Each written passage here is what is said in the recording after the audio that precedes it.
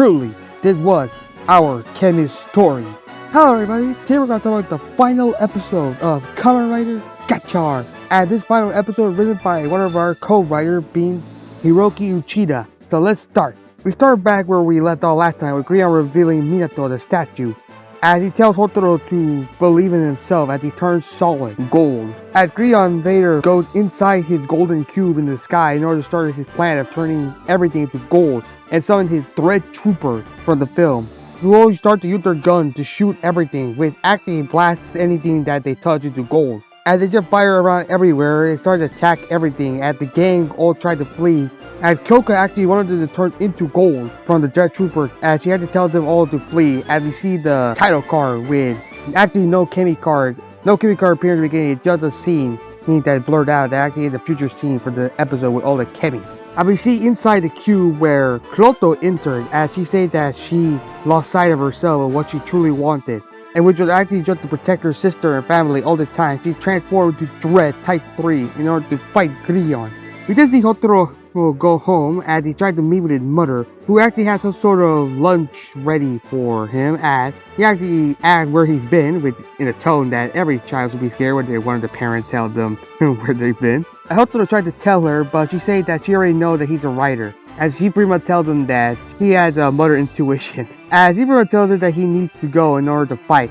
And his mother is worried that he'll die, as Houtaro says to trust him, as he's been trusted by many people around him and his friends and family in order to make his dream come true, and also to make his gotcha come true. As his mother said that any mother would stop their child from going to this little mission, but she said that she is actually Ichino's Houtaro's mother and just tells him to be safe, gives him the little lunchbox, saying to fight with everything he's got and come back home. As they hug each other and tells her that he'll come back and leave. As he says that the apple doesn't fall far from the tree, which is pretty much Houtaro's father. And as Houtaro brings the food, which is just a bunch of rice balls, to the gang for them to eat, as they all prepare for the final fight. As they see Dread Trooper come out of the golden cube to fight. And we finally have our three main riders all transform into their final form, which is a pretty cool scene to see all of them transform and go on to fight all the Dread Troopers with all they got in some cool action scene of a rider, as Grion summons the three Abyssal King as the new dolls, which pretty much show that they all lost their control and pretty much acting like nothing more than just puppets.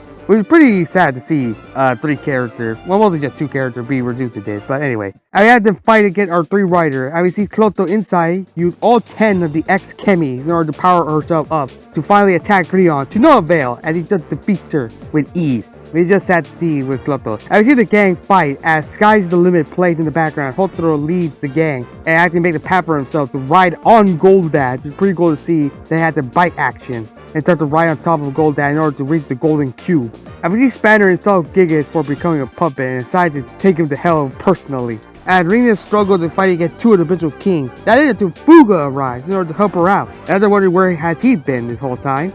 I wondered where he came from, where he's been, also why he's actually never going to transform out of the suit, because he's just talking in his voice. We don't even see him transform, as they both fight together in order to defeat the two kings. Houtaro rides on Goldat and makes it inside the golden cube where he sees Kyoto dying, as he tells him that she wishes she never met him, as she wouldn't have gotten human desires of wanting to have a family. He tells him to not lose at all, because if he does, he'll curse him and hope that his dream will come true. Finally calling her by her real name of Ichino's Houtaro. As he actually imagined Lakitin and Tropo, that spirit, telling her to come with her, saying that she's done well. And she does by reaching out her hand in order to touch them. Finally reaches them, finally be one family, and then dies, turning into a doll and then fading away. And Houtaro is saddened by her death, as he pretty much tells her to leave it to him. Grion insults her, saying that she wasn't anything other than a weapon and was fated to die just as a weapon. And he tells Houtaro that hope, dreams, and joy, all those type of things, are just pointless things that the weak try to cling on in order to give meaning to their lives. Houtaro says that everybody, Chemy, human, and the three sisters especially,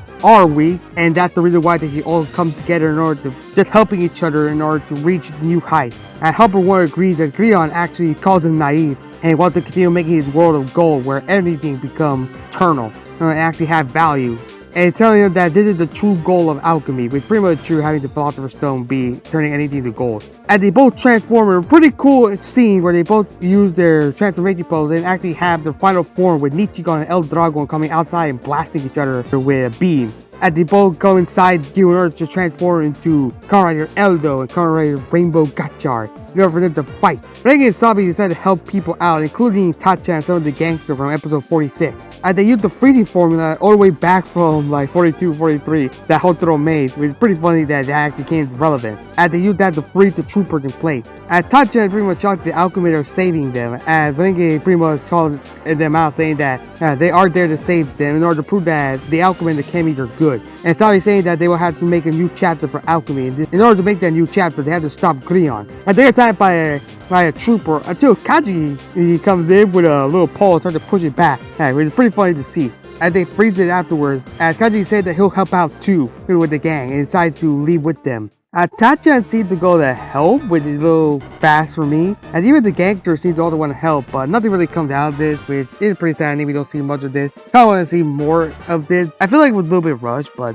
I digress. Like, it seems kind of rushed for the type of storyline to start happening. But after that, we see Spanner take down Gigas again, which is a pretty cool finisher, which is pretty cool to see again. As Fugarina does a pretty cool Rider Kick whirlwind attack to defeat both Germain and Galea. As the rest of the gang arrive, I am missing Kajiki, wondering where he did, as they wait on for Houtaro. And Houtaro fight Grion with some of the Gotchard bros with Appa's skateboard Lightning Jungle in order to help him out, but to no avail as he's pretty much starting to lose as Grion decides to turn Nichikan into gold. So, which he does, which actually shuts down the other Gotchard bro and turns Houtaro back to his base form. It is actually shocking that we actually have Nichikan in gold. And Houtaro decided to use the X form in order to use UFO X to fight Grion to no avail again, as he just turned UFO X to gold. And then he starts using every form, even Bat King Robo, which actually shockingly he had only been used once all the way back in episode 9. And pretty cool to see the CGI form, but doesn't do anything as he also turned to gold. Because yeah, 141 he also started turning to gold with Needle Hawk also turning into gold.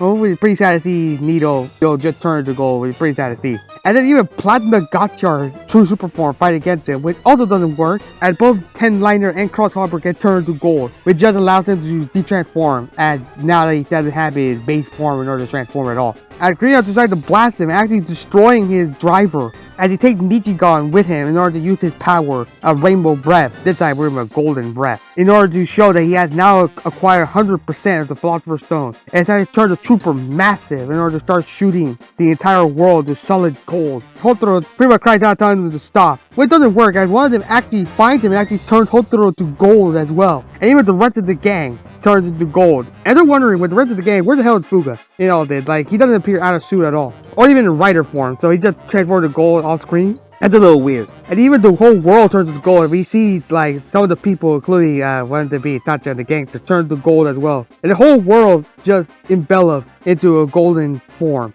And this is like a little transition from the world turning to gold that goes into Eldo's red eyeball. I think that's a really cool transition. As Grion is overjoyed of his El Dorado coming true. But then Houtaro starts to move, which shocks Grion as he's not out of the picture just yet. And Grion tried to blast him to no effect as he remembers his journey here with all his memory and hope and dreams, saying that he can't stop here and break through the gold, punching Grion in his normal human form.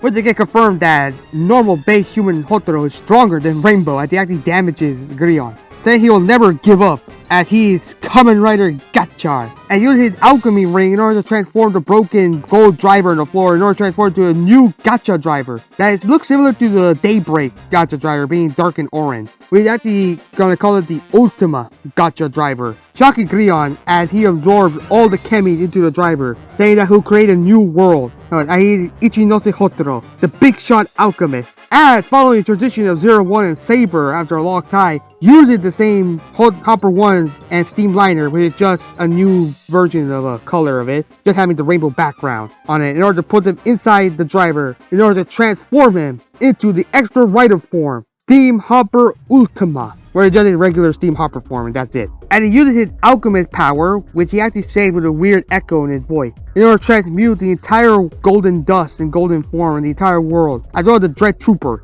into a new world using the same symbol from his alchemy world that he said when Rainbow Gotcha form debuted. Grion shocked as his power should be complete with 100% of the stone. When Houtaro said that his alchemy was never perfect at all, as he later fights Grion briefly and just punches Grion, launching him into the stratosphere and then going up to him, teleport them to the new planet that he created. At Kyoka and Minato are actually free from their golden form and go over to the rest of the gang. And they're wondering again, where's Fuga? It's really weird he just disappeared for no reason. But anyway, Minato cries out to Houtaro to break the laws of alchemy in order to show what he's capable of. As Grion crash lands on the new planet with a giant explosion, Houtaro tells that Grion's alchemy will never actually bring anybody happy, as all the chemies behind him agree with him. As finally, after a long time, Rising Fighter plays in the background, and he tells Grion that eternity is nothing more than letting things never move forward and change, and we need things to push ourselves in order to create all new Gotchard.